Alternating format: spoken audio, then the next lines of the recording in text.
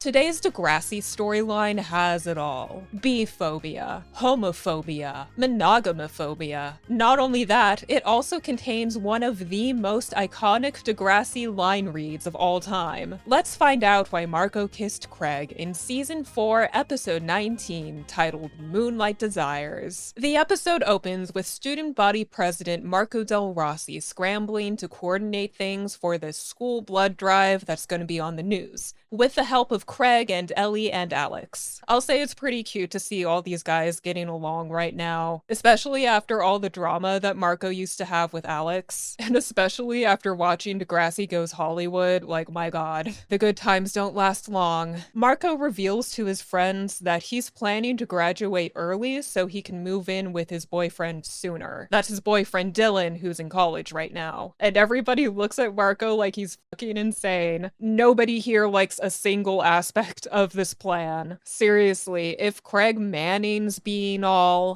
bro, are you sure he's like the one? That's saying something. Guys, it's not that big a deal.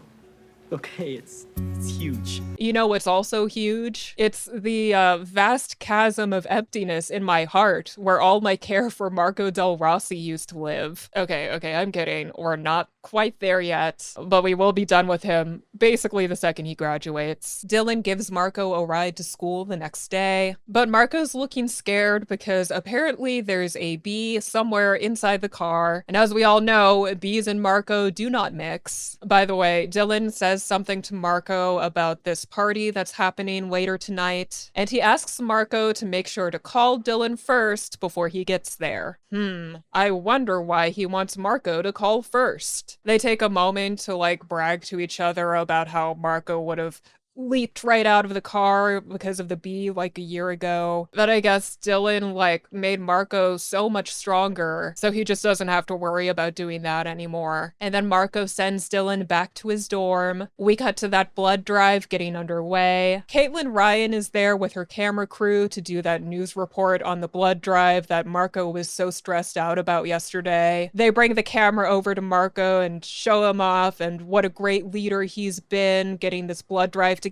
Before he gets to, though, Alex flies in and tackles him wearing that mascot suit. It's really cute and silly, and Caitlin's just so chill about it, which goes to show she's still a Degrassi kid at heart. But then Caitlin wants footage of Marco donating blood specifically. They get ready to film Marco's donation a couple minutes later, but then the volunteer nurse asks the crew to stop filming for a second so she can go over something with Marco that's in his paperwork. You know, stuff that definitely should not go in a public broadcast. Mainly, it's because Marco answered yes to the question asking him if he's had recent sexual contact with another male. The nurse explains that since he answered yes, she straight up can't take any of his blood today. Now, for some background info, this episode aired at a time where blanket bans on blood donation from men who have sex with men were still in effect in Canada. These blanket bans are not in effect anymore. Nowadays, the intake surveys for blood donation focus on things like individual sexual behavior, drug use,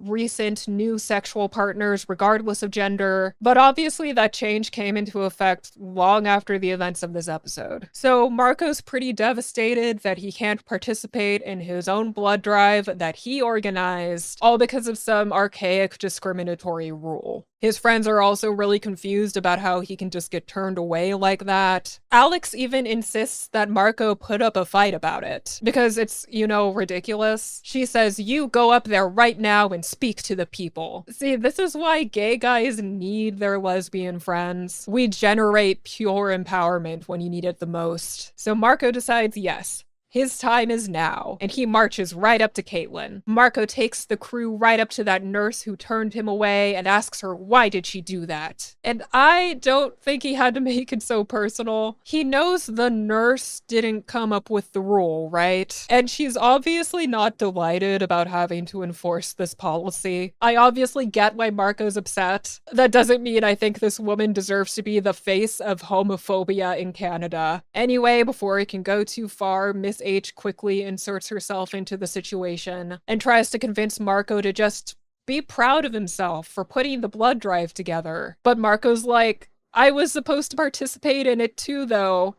That was a big part of this. Needless to say, after all of that going down, Marco's in some dire need of Dylan time. And he chooses to just go over to Dylan's place right after school, rather than wait to see Dylan at the party. Dylan's not gonna mind if he just drops by. I mean, they're boyfriends, right? So when Marco arrives at Dylan's dorm, he opens the door and oh, fuck no.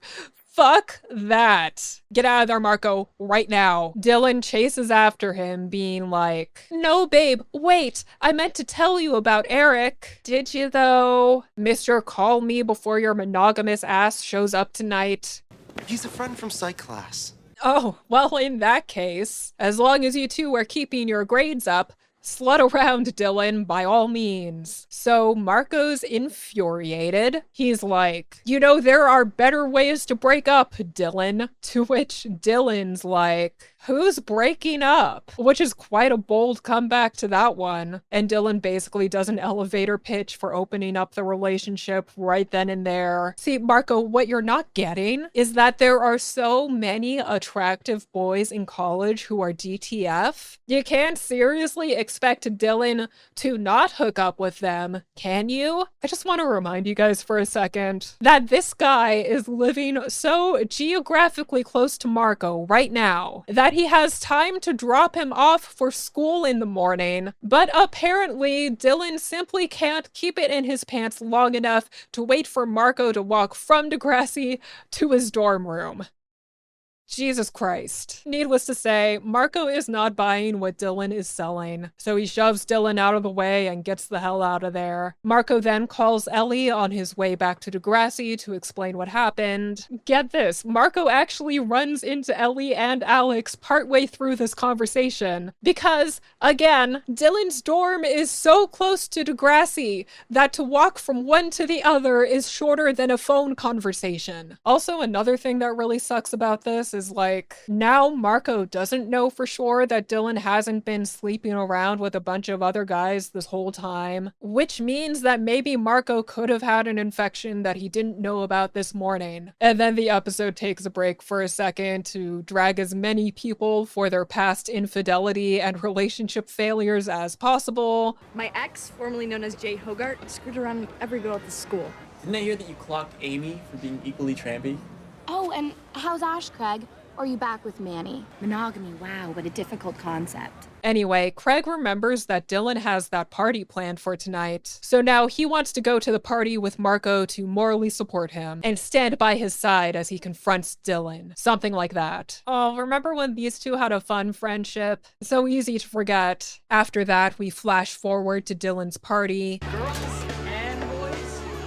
I didn't think Dylan's dorm would be so co-ed.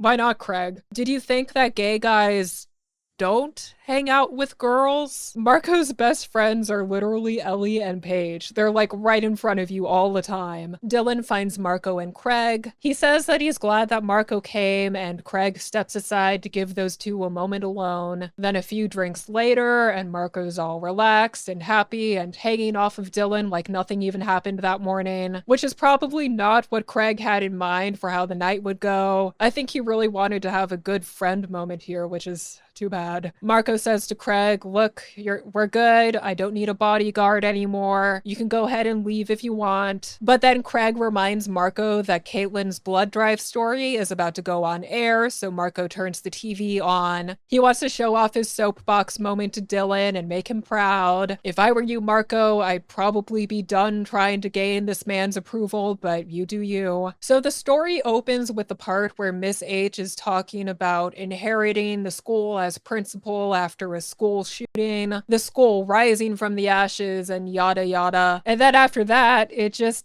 ends. Like 0% of Marco's soapbox movement made the cut. And on top of that, Eric from cheating pokes his head in with a bunch of shots, calling for Dylan to come rejoin the party. And Dylan happily goes back to getting shit-faced, while Marco just hangs back all embarrassed and let down. Marco and Craig watch Dylan get flirted at by Eric for a minute. And then Marco's like, you know what? I've been trying to make Dylan proud of me all night. But now I think instead, it's time to make him jealous. Craig's like, huh? So Marco sets out to pick up a fresh one-night stand at this party, and he wants to make sure that Dylan sees. It's not long before one of these guys takes the bait. He offers Marco a tour of his dorm room because Marco's only ever seen Dylan's dorm room before, as if dorm rooms aren't all exactly the same. Like, this guy's gonna go, "Now under my Edward Sharpe poster, I have an entrance to the secret passage to the canteen." Now Dylan sees this conversation play out just how Marco wanted. The guy tells Marco to go meet in his room in a few minutes after he gets a chance to clean up.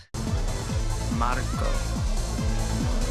And after the guy leaves, Marco looks to Dylan, clearly expecting him to be jealous. But unfortunately, Dylan is completely psyched for him. He is 0% bothered. Like, seeing Marco make arrangements to bone a complete stranger is just making his night, which Marco understandably finds pretty unsettling. So he regroups with Craig, and the two go out to the stairwell to talk about what just happened. Craig is reassuring Marco that he's such a great guy. He's so smart. He's totally the kind of person Craig would be into if Marco was a girl. Again, so sweet. These beautiful friendship moments of a bygone era. And then Marco starts freaking out because obviously it's not like he actually wants to hook up with this total stranger at this party. He's like, shit, I can't stay here and I definitely can't go downstairs. So what do I do? Well, whatever you're gonna do, Marco, it better lead to one of the most iconic Degrassi line reads of all time. Marco! Wow. Hit it, Craig. So when in doubt, you kiss Craig? Beautiful stuff. Marco's like, you know what? I think I better go back in there and try to settle things with Dylan. And Craig's like, yeah. You think? So Marco goes back in there to face his man. He finally asserts his boundaries. He says he does not want Dylan to be seeing other people while they're in a relationship. Dylan's like, it doesn't have to bug you that I'm sleeping around, which is such a classic brain-dead baby's first polyamory kind of take. The whole point is that even if Dylan's feelings about Marco haven't changed at all, his actions are making Marco feel like garbage. And a teenager does not need to be feeling this way over some slutty hockey player. Dylan's like, my freedom is important to me right now. Which then begs the question, so why be in a relationship? So Marco ends the relationship right then and there. And Dylan has the audacity to get all lip quivery about it while Marco leaves him in his dust. Sucks for you, Dylan. Cause Marco's hopping aboard the Self-Respect Express, and that takes him far away from you. The next day, Marco visits Caitlin on the set of her local Heroes show. He thanks her for covering the blood drive and contributing to its success. And then he asks her if she knows why his speech was cut. Caitlin's honest with him. She tells him that there are people that she works for who were simply not down with letting that segment air. And she assures Marco that this is actually the kind of thing that she's run into before, and that she's tried to raise awareness for it. In fact, she's planning a trip to Africa soon to cover the HIV cases over there, and the efforts volunteers are taking to help the patients. And she even tells Marco that she can connect him with those volunteers if he's interested in getting involved, because they're all heading out that summer as long as he's free. Marco's very interested in helping with the cause this summer, and luckily he has plenty of summertime to contribute to the cause now, since he won't be wasting any of it on Dylan. And that's the storyline for today. Well, I sure learned a lot from this episode. How about you? For starters, I learned that college fuckboys deciding they're polyamorous before having a conversation about it with their partners has been a thing since at least 2005. And also, apparently inheriting a school as principal after a school shooting is great for your resume and something to brag about. But that's enough from me for today. Remember to never call first if your boyfriend's name is Dylan, and I'll see you next time.